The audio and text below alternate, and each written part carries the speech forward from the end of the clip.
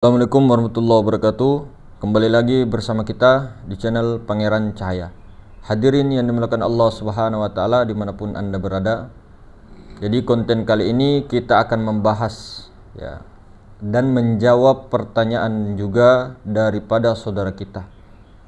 Kang Mas, apakah ketika kita sudah belajar ilmu tauhid, ilmu ma'rifat, baik itu jalur nur atau jalur tauhid itu sendiri, apakah bisa langsung menumbuhkan keyakinan isbatul yakin, hakul yakin yang sebenar-benarnya sampai kamulul yakin itu? Jadi seperti ini hadirin semuliakan. Kita belajar daripada ilmu ma'rifat, ilmu tauhid, itu semua adalah teori. Namanya kedudukan ma'rifat, kedudukan ilmu tauhid, itu semua ilmu teori. Di mana prakteknya itulah tarekat dengan syariat itu sendiri. Jadi tarekat itu masuk dalam bagian ilmu tasawuf. Buahnya nanti adalah akhlak yang mulia. Nah, nanti praktek-praktek yang ada di syariat itu dijalankan, itulah tarekat itu sendiri. Jadi kita belajar ilmu ma'rifat secara ilmu ketuhanan, secara teori ilmu tauhid dan sebagainya, qadim, muhaddas, makhluk dengan kholik, itu baru teori tentang ketuhanan. Nah, ketika kita duduk di dalamnya, itu sudah membuat kita, ya ini secara syariat ya, membuat kita menjadi paham, membuat kita menjadi tahu dan faham. Nah, kefahaman ini, tahunya kita ini tidak bisa mengisbatul yakin dengan begitu saja. Nah, itu baru di ilmu yakin, paling tidak ainul yakin. Sampai pada hakul yakin dengan kamalul yakin sempurna, kita harus menjalaninya. Bagaimana kita sampai di tahap masuk ke dalam ranah ketauhidan itu sendiri, ketunggalan itu sendiri, dengan cara bertorikoh, dengan cara menjalankan syariat. Di situ prakteknya ma'rifat, di situ praktek tauhid. Jadi ilmu tauhid, hakikat dengan ma'rifat itu sendiri, itu adalah teori. Prakteknya jelas di toriko dengan syariat. Nah, jadi ketika kita mengetahui, kita tidak hanya belajar mengkaji ilmu ketuhanan saja, tidak hanya paham di dalam ilmu martabat 7 saja, tidak hanya paham yang mana qadim, mana muhaddas saja, lalu isbatul yakin itu tertanam, tidak. Jadi betul-betul kita berkhalwat, bermujahadah, apapun jalannya, mau dengan jalur mendirikan sholat, mau dengan jalur zikrullah, mau dengan jalur khalwat, uzlah, dan sebagainya. Banyak. Nah, di amal ma'rifat itulah, maksudnya di tarekat tadi, syariat yang dijalankan, disitulah sambil musyahadah kepada Allah Subhanahu wa ta'ala. Nah, bagaimana untuk sampai kepada Allah? Itu jalannya, kalau jalur tauhid kemarin, dari tubuh, masuk menyelam ke hati, masuk menyelam ke nyawa, masuk menyelam ke rahasia. Baru rahasia itulah yang dikatakan zat ilahi, nur ilahi, maha ruang, maha suci, zat mutlak, banyak namanya.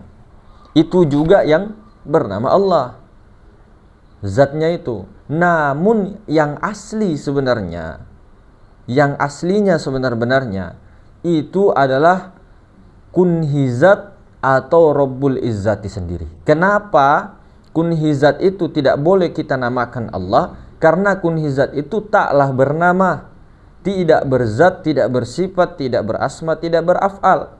Nah, yang bernama itu adalah nur ilahiyah, itulah kosong maha ruang. Jadi kosong maha ruang itu berkali-kali kita mengatakan kosong yang meliputi dari luar ini, kosong maha ruang itu, baik di dalam dan di luar, itu semuanya bukanlah kunhizat, bukanlah Rabbul Izzati, karena itu masih wilayah zat ilahiyah, namun itu yang bernama Allah. Karena ketika kita mengatakan bahwa kunhi zat itulah yang ditujukan Allah, maka Tuhan itu ta'ala bernama, ta'ala berzat, sifat, asma, af'al. Nah itu sudah jelas. Jadi yang bernama Allah itu adalah nurnya. Nah ketika kita mempelajari martabat 7 teori kemarin, martabat 1, 2, 3 itu martabat qadim. Martabat 4, 5, 6, 7 itu martabat muhaddas. 1, 2, 3 qadim, 4, 5, 6, 7 muhaddas. 3 yang qadim, 4 yang muhaddas. Nah, di mana kunhizatnya? Di mana kunhizatnya? Tidak bisa diketahui dan tidak bisa disebut apa-apa karena memang belum ada sesuatu apapun di situ dan tidak bisa disebut, sehingga menjadikan nurnya la ta'yin, nur ilahi, maha ruang, maha suci. Itulah nur ilahi yang kosong ini, maha ruang ini.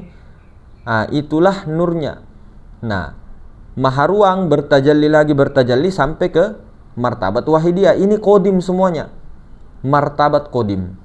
Nah, ini supaya hati-hatinya dan supaya tidak berbelit-belit kemana-mana, karena di jalur kita ini ada Muhammad awal, akhir, zohir, batin. Supaya tidak pusing, 3 martabat ini katakanlah ini nur ilahi.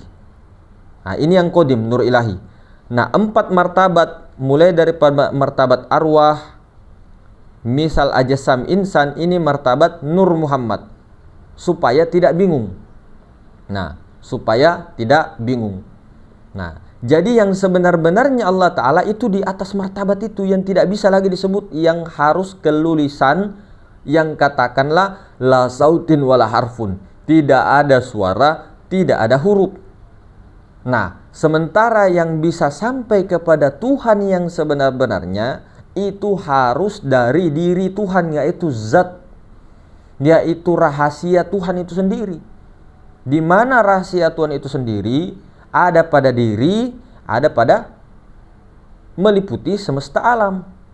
Nah, jadi Nur Muhammad itulah awal makhluk. Lah, kok Nur Muhammad, Mas? Bukannya ada hadisnya yang mengatakan bahwa kolam itulah yang awal-awal dimulakan Allah, yang dijadikan Allah, sehingga dengan kolam itu menulislah semua apa-apa yang ditakdirkan sampai selama-lamanya. Nah, perlu hadirin semulakan, kalau kita pakai betul-betul pakai kasyaf yang di dalam itu, yang sir itu berbicara, kolam itu sendiri adalah Nur Muhammad awal makhluk. Kenapa? Karena ada hadis juga lain yang mengatakan dari Sayyidina Jabir, awal mula yang dijadikan Allah Subhanahu wa Ta'ala ialah nur nabimu ya Jabir. Nur nabimu itulah awal makhluk. Dari situlah pena semuanya.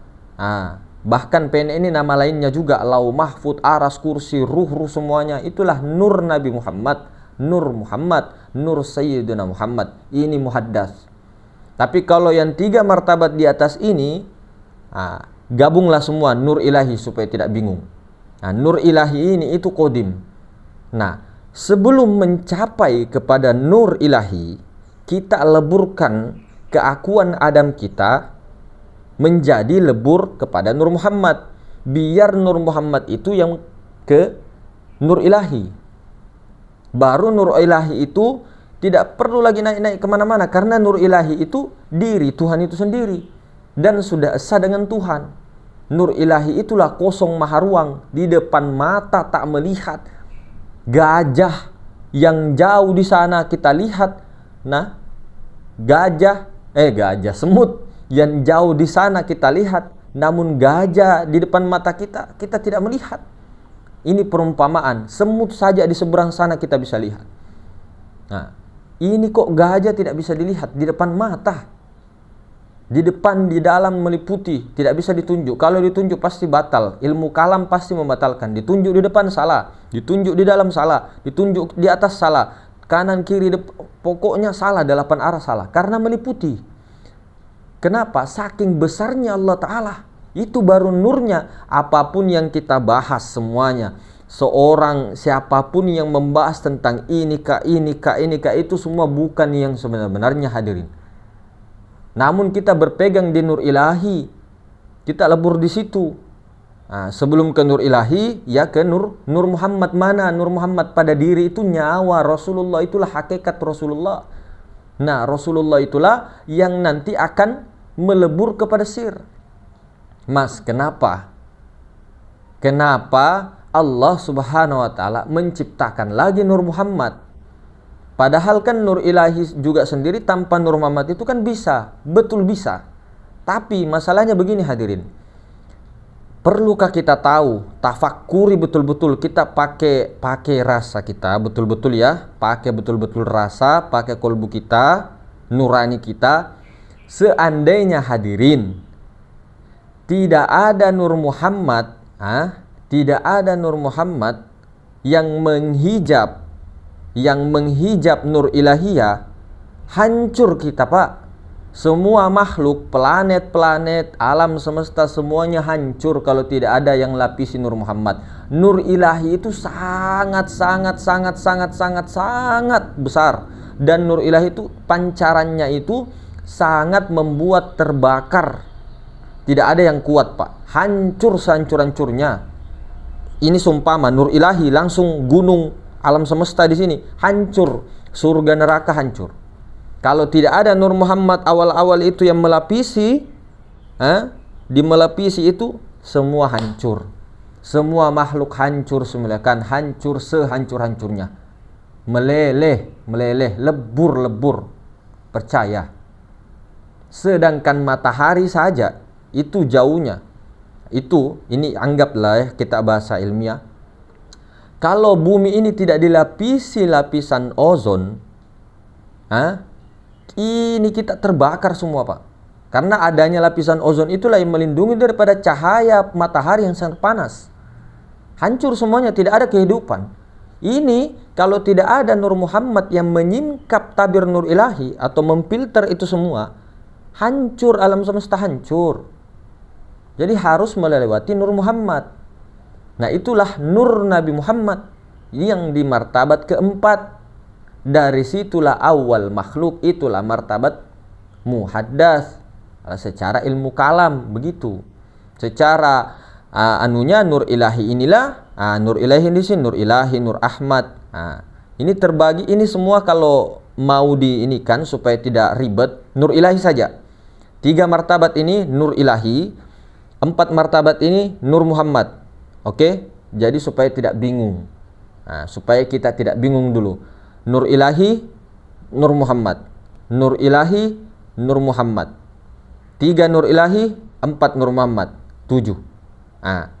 Yang mana sebenar-benarnya Allah Ta'ala itu tidak bisa diketahui karena dia bukan sesuatu dan tidak bisa disebut apa-apa. Yang mana sampai kemana kita perhentian terakhir, sampai tauhiduz zat saja.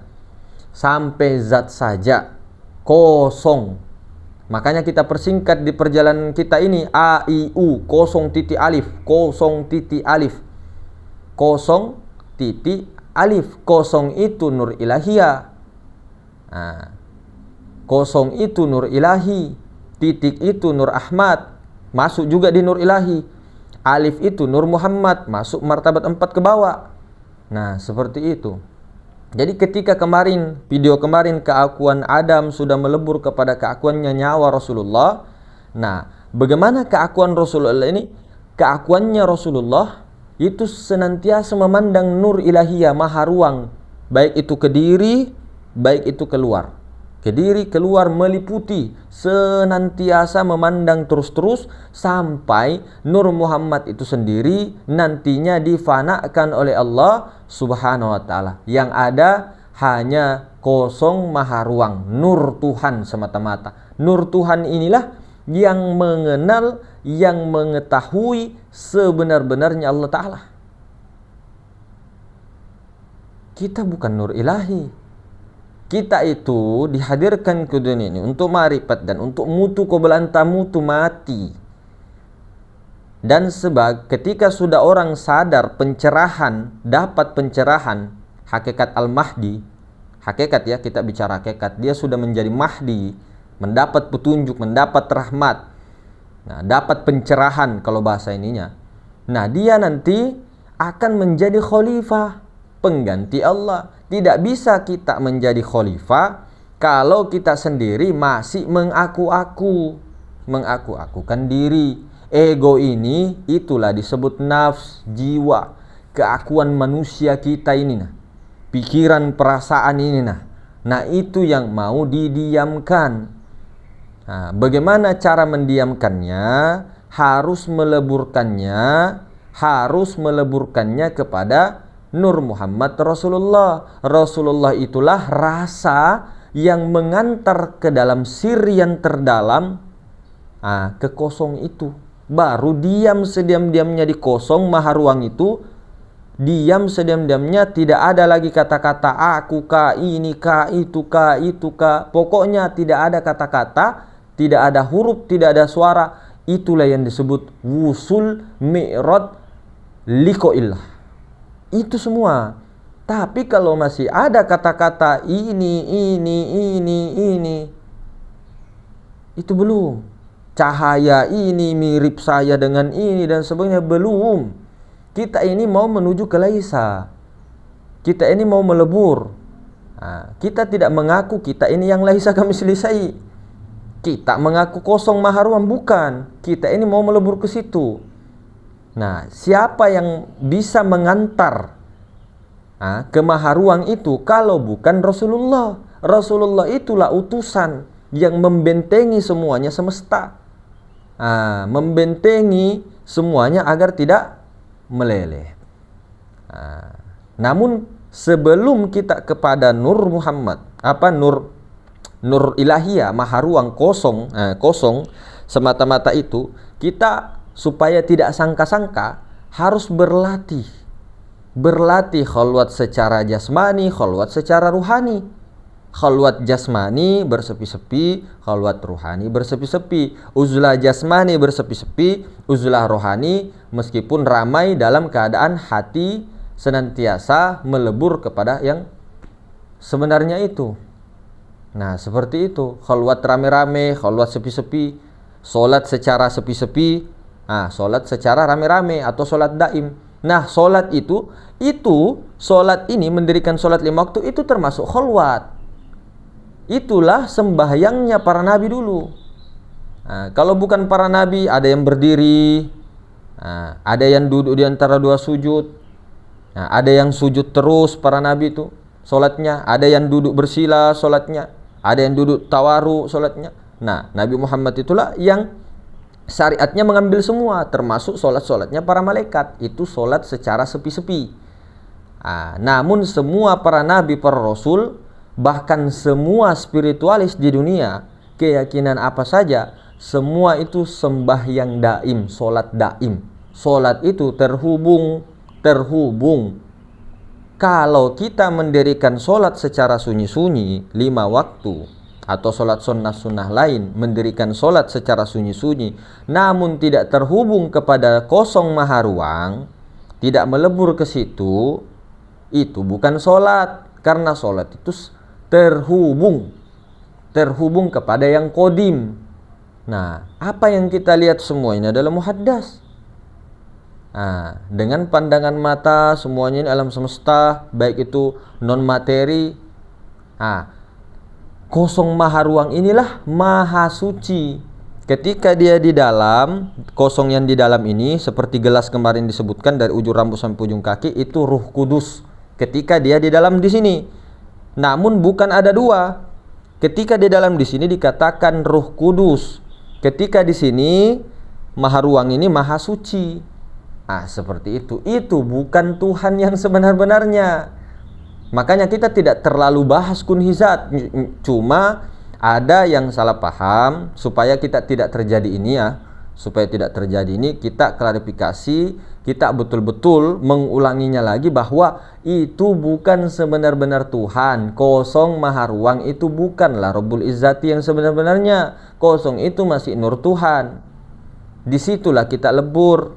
Tapi sebelum ke situ, biar Nur Muhammad Rasulullah itulah yang ke situ, masuk ke dalam bahasanya, ke langit. Nah, masuk ke dalam menyelam. Kalau bahasa tauhidnya, masuk ke kolbu, masuk ke nyawa, masuk ke rahasia itulah.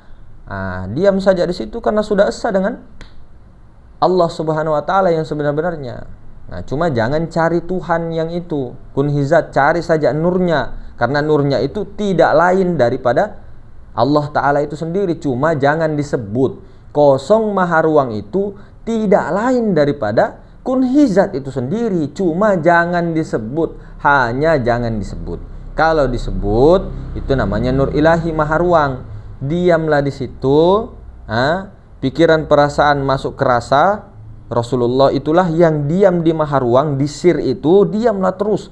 Tidak ada syak, tidak ada prasangka-sangka apa-apa, tidak ada pikiran, tidak ada perasaan, betul-betul diam sediam-diamnya. Itulah yang dikatakan usul. Disitulah fana.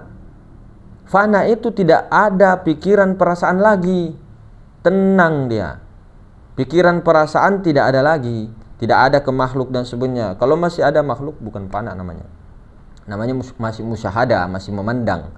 Nah, inilah yang dilatih terus. Jadi jangan kita puas kalau sudah mengetahui maha ruang, kosong. Itu awal. Nah, teori tanpa prakteknya di syariat ya.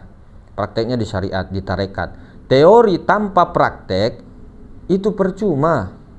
Praktek tapi tanpa teori yang benar, ilmu ketuhanan yang benar, mohon maaf, apanya yang diterima? Mohon maaf sebesar-besarnya. Ada syirik di situ, ketakutan, kekhawatiran, kesedihan tentang apapun.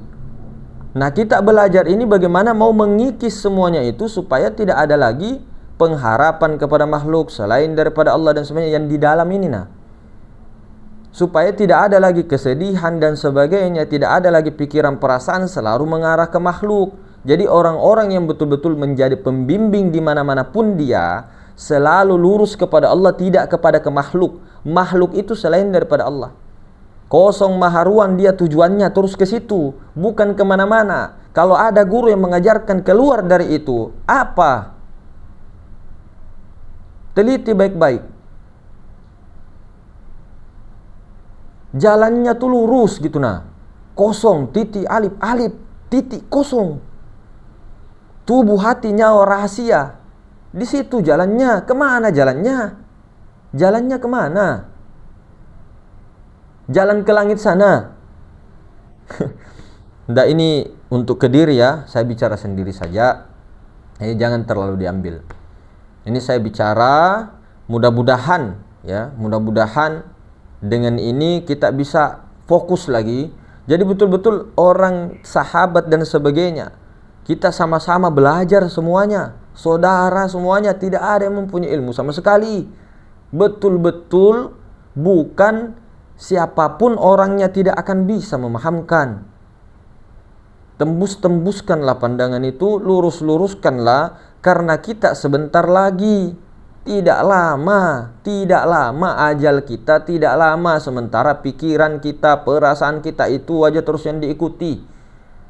Kita juga tidak mengatakan kamu harus 1 tahun di rumah tidak keluar-keluar. Tetaplah uzlah, namun uzlahnya uzlah batin, uzlahnya ruhani. Jangan pernah ketika ada yang menjurus ke makhluk, belokkan lagi kita punya syuhudkan terus. Nah, kita ini jangan hanya puas dengan ilmu-ilmu di kitab, ilmu-ilmu di teori-teori.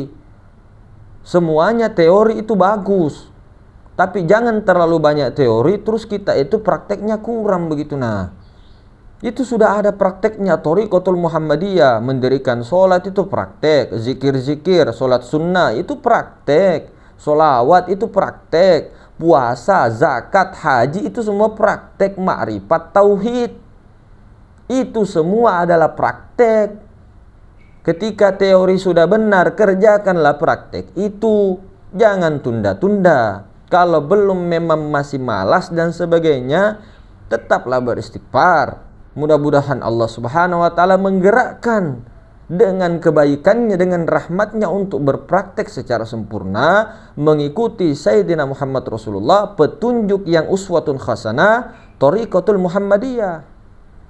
Tidak perlu kita fanatik terlalu ke thariqah kita ini dan itu, semua sama saja mengalir, semua thariqatul Muhammadiyah.